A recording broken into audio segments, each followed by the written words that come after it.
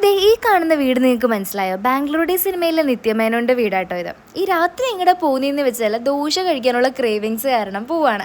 ആദ്യമായിട്ടാണ് ഒരു ഹോട്ടലിൽ ഫുഡ് ഉണ്ടാക്കി മെനു പോലെ വെച്ചേക്കുന്നത് കാണുന്നത് കേട്ടോ. അപ്പോൾ ആദ്യം തന്നെ മേടിച്ചത് ഈ കാണുന്ന ഒരു പൊടി ഇഡലിയായിരുന്നു. ഇതിൻ്റെ കൂടെ 2 ചട്നിയും അതുപോലെ തന്നെ സാമ്പാറും ഉണ്ടായിരുന്നു കേട്ടോ. ഈ ഇഡലീനെ പറ്റി പറയുകയാണെങ്കിൽ ഭയങ്കര പൂ പോലത്തെ ഇഡലിയായിരുന്നു. അതുപോലെ തന്നെ അതിൻ്റെ പുറത്തൂടി ഗീയും ഒഴിച്ച് അതുപോലെ തന്നെ പൊടിയൊക്കെ ഇട്ടിട്ട് അടിപൊളി ടേസ്റ്റ് ആയിരുന്നു കേട്ടോ.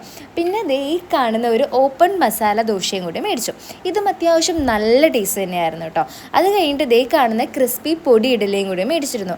ആക്ച്വലി ഇത് കഴിക്കാനുള്ള ഒരു കപ്പാസിറ്റി ഉണ്ടായിരുന്നില്ല, കാരണം മറ്റേതൊക്കെ കഴിച്ചിട്ട് നല്ല മത്തടിച്ചിട്ടാണ് ഇരുന്നത് കേട്ടോ. അപ്പോൾ പിന്നെ ജ്യൂസ് കുടിച്ചിട്ട് ആ ക്ഷീണമൊക്കെ മാറ്റിയിട്ടാണ് നമ്മളിവിടെ നിന്ന് ഇറങ്ങിയത്. ഈ ലൊക്കേഷൻ എവിടെ വരുന്നതെന്ന് വെച്ചാൽ നമ്മുടെ ബാംഗ്ലൂരിലെ അൽസൂർ എന്ന് പറയുന്ന സ്ഥലത്തിൻ്റെ അടുത്തുള്ള കഫേ ദിവ്യോ എന്ന് പറയുന്ന ഒരു ഹോട്ടലായിട്ടോ. അത്യാവശ്യം നല്ല ടേസ്റ്റ് ആയിരുന്നു. അപ്പം അത്രയേ ഉള്ളൂ. Thank you for watching. By.